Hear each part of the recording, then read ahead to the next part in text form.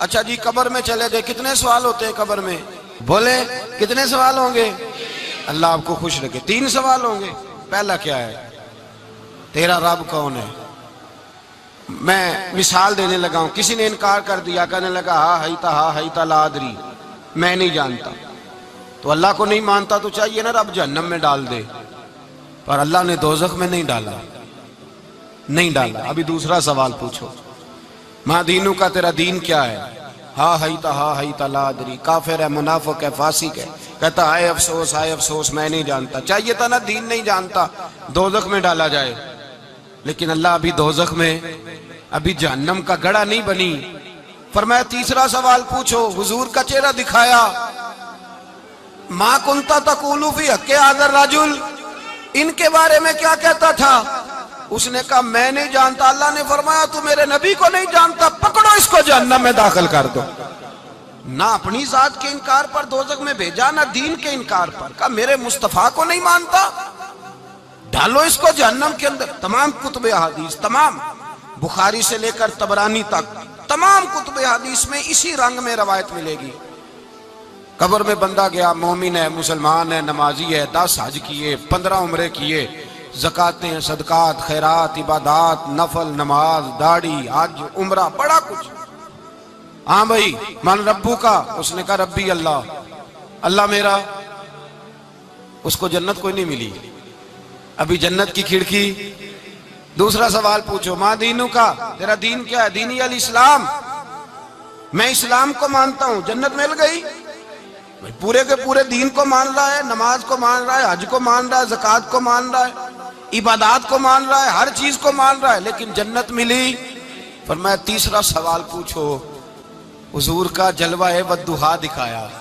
کچھ لوگ غلط ترجمہ کرتے ہیں، یہاں بھی کہتے ہیں پوچھا جائے گا یہ کون ہے، یہ لفظ نہیں ہے، ما کنت تقول فی حق ھذا الرجل۔ اللہ فرمائے گا یہ بتا دنیا میں میرے نبی کو کیا کہا کرتا تھا، ان کے بارے میں تو دنیا میں کیا کہا کرتا تھا۔ تو جو کہا کرتا تھا وہ کہہ کہ اسی وقت پکار اٹھے گا کہ میں کہا کرتا تھا یا نبی پکارا کر، میں یہ کہا کرتا تھا یا نبی، میں یہ کہا کرتا تھا کہ دشمن احمد پہ شدت کیجئے، ملحدوں سے کیا مربت کیجئے، اور شرک ٹھہرے جس میں تعظیم حبیب، اس برے مذہب پہ لعنت کیجئے، اور مثل فارس زلزلے ہوں نجد میں ذکر آیات ولادت کیجئے، اور غیظ میں جل جائے بے دینوں کے دل، یا رسول اللہ کی کثرت کیجئے، یا رسول اللہ کی کثرت۔ میں یہ کہا کرتا تھا۔ اچھا اس نے اللہ کو مانا، دین کو مانا، جنت نہیں ملی۔ جب کہنے لگا نا ہوا محمد الرسول اللہ صلی اللہ علیہ وسلم، جب حضور کو پہچانا، حضور کو، نبی پاک کو پہچانا، تو فرمایا نہیں میرے یار کو جانتا ہے، اب کھول دو جنت کا دروازہ۔ تو بھائی مغز قرآن، روح ایمان، جان دین، ہست حب رحمت للعالم، حضور کی محبت اصل ہے دین کی۔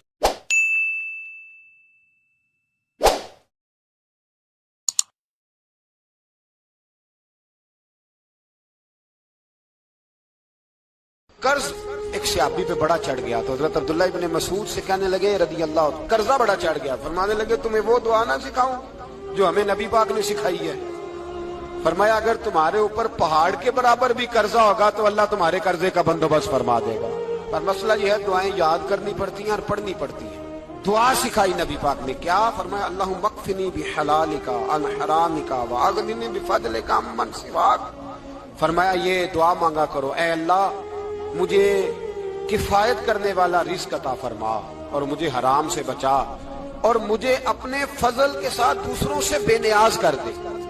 یعنی اس کا سادہ ترجمہ یہ ہے کہ اللہ بندوں کا محتاج نہ کر، مجھے اپنا محتاج۔ فرمایا یہ دعا پڑھو، ادائے قرض کے لیے یہ دعا پڑھو، اللہ تبارک و تعالی پہاڑ کے برابر بھی قرضہ ہوگا تو تمہیں اللہ اس سے